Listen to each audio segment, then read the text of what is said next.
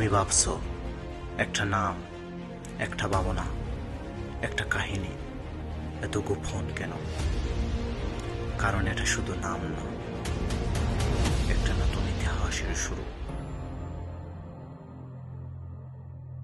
এটা একটা প্রতিজ্ঞা, যারা বুঝবে তারাই বেছে নেবে। সময় এসে গেছে, কিন্তু ওরা এখনো প্রস্তুত না।